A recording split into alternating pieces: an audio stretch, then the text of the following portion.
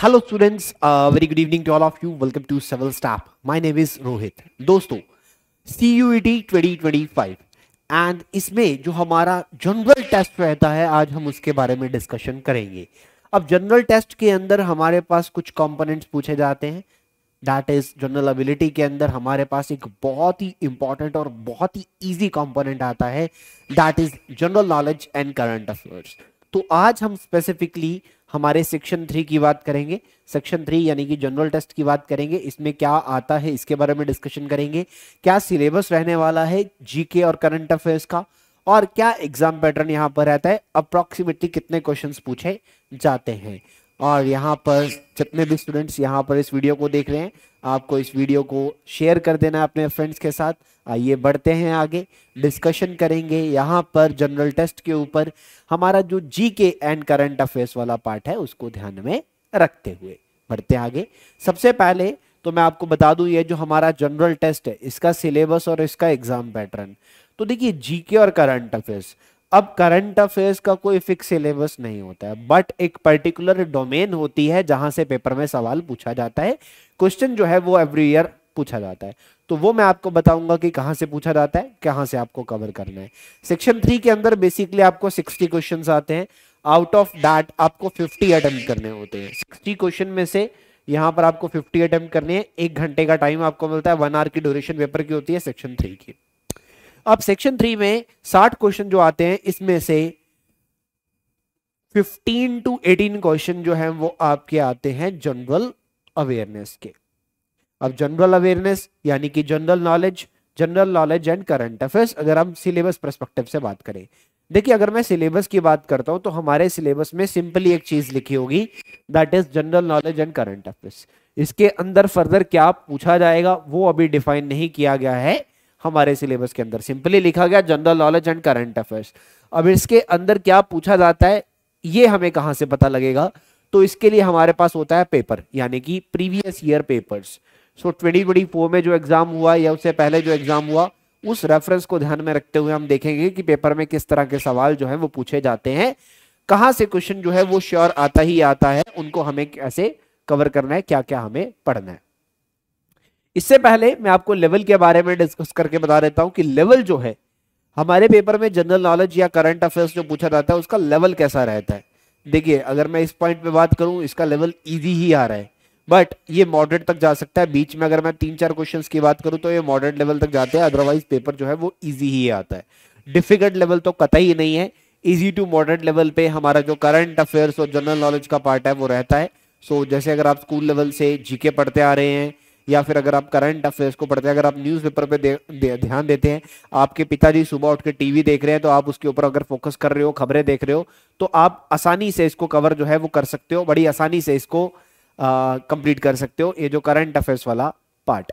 अब इसके बाद इंपॉर्टेंट टॉपिक्स यानी कि जीके में आपको क्या क्या पढ़ना है, अगर मैं इसके ऊपर डिस्कशन करना चाहूं कि जीके में मेरे लिए क्या क्या इंपॉर्टेंट है। जनरल नॉलेज, अब सिलेबस में तो सिंपली दे दिया गया general knowledge and current affairs, but उस जनरल नॉलेज में मुझे पढ़ना क्या क्या है, मेरे पेपर में कहां कहां से क्वेश्चन जो हैं वो पूछे जा रहे हैं। तो आइए यहां पर हम बात करेंगे कि पेपर में कहां कहां से क्वेश्चन आ रहे हैं। तो पेपर में सबसे पहले तो डेज को लेकर क्वेश्चन आता है, जो हमारे इंपॉर्टेंट डेज होते हैं, लास्ट 6 मंथ के डेज को उठा के देख लो, उसका थीम देख लो, यहां से पेपर में क्वेश्चन जो है वो आपको देखने को मिल जाता है। इंपॉर्टेंट डेज के बाद अब इंपॉर्टेंट डेज जैसे रोज कुछ ना कुछ होता है, जैसे आज और कल की बात करूं, जैसे 28 मई है, 28 मई को हम हंगर डे ऑब्जर्व करते हैं, वर्ल्ड हंगर डे। 29 मई है, 29 मई को the international day for the UN peace keepers observe किया जाता है। सो ऐसे हमारे पास कुछ इंपॉर्टेंट डेज होते हैं, जैसे कि heritage day, museum day, health day, women's day, ये कुछ इंपॉर्टेंट डेज है जिनको लेकर पेपर में सवाल आता है। उसके बाद बात करेंगे इतिहास की। अब इतिहास में ज्यादा कोई क्वेश्चन पेपर में देखने को नहीं मिले हैं अभी तक हमारे जो भी क्वेश्चन हुए हैं, हिस्ट्री में से कोई ज्यादा क्वेश्चन हमें देखने को नहीं मिले हैं, बट फिर भी क्वेश्चन आ सकता है। तो बेसिक हिस्ट्री से सवाल आता है, ज्यादा डीप में नहीं पढ़ना है, और आप चाहो तो आप स्किप भी कर सकते हो, और पढ़ना है तो थोड़ा बहुत बेसिक हिस्ट्री रीड कर सकते हो, ज्यादा डिटेल में आपको जाने की जरूरत नहीं रहेगी। उसके बाद जो क्वेश्चन आता है पेपर में वो बुक्स एंड ऑथर से आता है, यानी कि जो हमारी बुक्स हैं, अब आए दिन डेली बेसिस पे भी बहुत सारी बुक्स रिलीज होती रहती हैं, बट बहुत सारी बुक्स होती हैं जो जिनको कोई अवार्ड दिया जाता है, तो ऐसी बुक्स स्पेशली हमारे लिए पेपर पॉइंट ऑफ व्यू से इंपॉर्टेंट हो जाती हैं, ऐसी बुक्स जिनको कोई अवार्ड दिया जा रहा है या कुछ सम्मानित किया जा रहा है। उसके बाद इंडियन नेशनल मूवमेंट की बात करेंगे। अब इंडियन नेशनल मूवमेंट में क्या आता है? अब इंडियन नेशनल मूवमेंट में भी हम भारतीय इतिहास ही पढ़ते हैं, बट भारतीय इतिहास का वो कोना जो आजादी की, स्वतंत्रता की लहर से जुड़ा हुआ है। यानी कि हम यहाँ पर बात करते हैं सन 1900 के बाद वाले दौर की, इंडियन नेशनल कांग्रेस के बाद वाले दौर की, और यहाँ पर मैं बात करता हूँ भगत सिंह की, यहाँ पर मैं बात करता हूँ गांधी जी के सत्याग्रहों की, यहाँ पर मैं बात करता हूँ किस तरह से हमारा जो आजादी की स्वतंत्रता है हमने चलाई है, किस तरह से मूवमेंट सत्याग्रह यहाँ पर आते हैं, उन सबको कवर किया जाता है इंडियन नेशनल मूवमेंट। उसके बाद अवार्ड एंड ऑनर्स की बात करूंगा। बहुत सारे अवार्ड यहाँ पर दुनिया भर में दिए जाते हैं।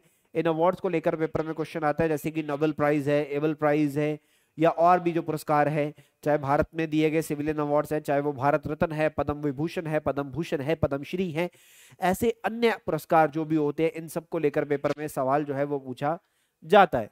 उसके बाद टॉपिक्स की फर्दर बात करें तो जनरल पॉलिटी। अब जितने भी पेपर आप प्रीवियस के देखोगे, आपको एक सवाल जनरल पॉलिटी का तो देखने को मिलेगा ही मिलेगा।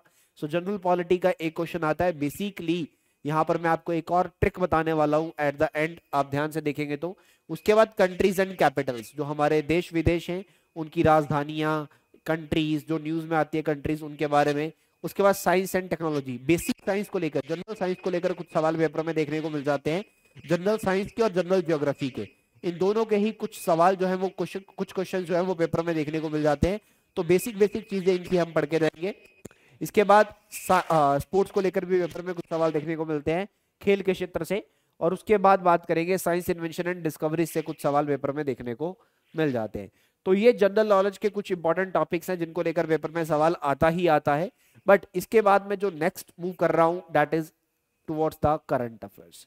अब करंट अफेयर्स में क्या पढ़ना है, क्योंकि पेपर में ज्यादातर क्वेश्चन जो होंगे वो आपको करंट अफेयर्स के आएंगे। जैसे पार्ट का नाम है general knowledge and current affairs, but ज्यादातर क्वेश्चन आपको कहां से मिलेंगे?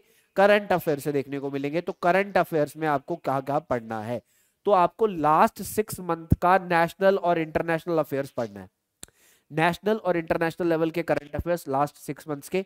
अब इसमें बहुत सारे टॉपिक्स आपको पढ़ने हैं, जैसे कि पर्सन इन न्यूज, ठीक है, कहीं पे कोई अपॉइंटमेंट हुई है, कहीं पे कोई रिटायर हुआ है, ये हमारे पास काफी इंपॉर्टेंट है। उसके साथ साथ अवार्ड्स हमारे लिए बहुत इंपॉर्टेंट है, रिसेंट किसको कोई अवार्ड मिला है तो। इसके साथ साथ बेसिकली कहीं पे कोई साइंस की डिस्कवरी हो रही है, कहीं पे कुछ स्पेस में कोई सैटेलाइट लॉन्च किया गया, कोई मिसाइल लॉन्च की गई, डिफेंस के करंट अफेयर, डिफेंस एक्सरसाइजेस को लेकर सवाल पेपर में देखने को मिलता है, ठीक है। उसके साथ साथ अगर मैं बात करता हूँ जो रिसेंट में बुक्स रिलीज हो रही है या उनको कोई अवार्ड मिलता है, ये हमारे लिए काफी इंपॉर्टेंट हो जाता है, इनको लेकर पेपर में सवाल आ रहा है। और गवर्नमेंट के जो इनिशिएटिव्स हैं, गवर्नमेंट की जो स्कीम्स हैं, इनको लेकर पेपर में सवाल देखने को मिल रहा है। तो नेशनल और इंटरनेशनल लेवल के लास्ट 6 मंथ्स के करंट अफेयर्स हमारे लिए काफी इंपॉर्टेंट है, पेपर पॉइंट ऑफ व्यू से आपको पेपर में सवाल देखने को मिल जाएंगे इनके। So current affairs are very very important from the paper point of view, आपको हमें इनको हर हाल में कवर करना है। सो करंट अफेयर्स के बारे में जाना, जनरल नॉलेज के बारे में जाना, अब सिलेबस के बारे में जाना और एग्जाम पैटर्न के बारे में जाना। इनको कवर करने का एकमात्र जो तरीका है वो है प्रैक्टिस।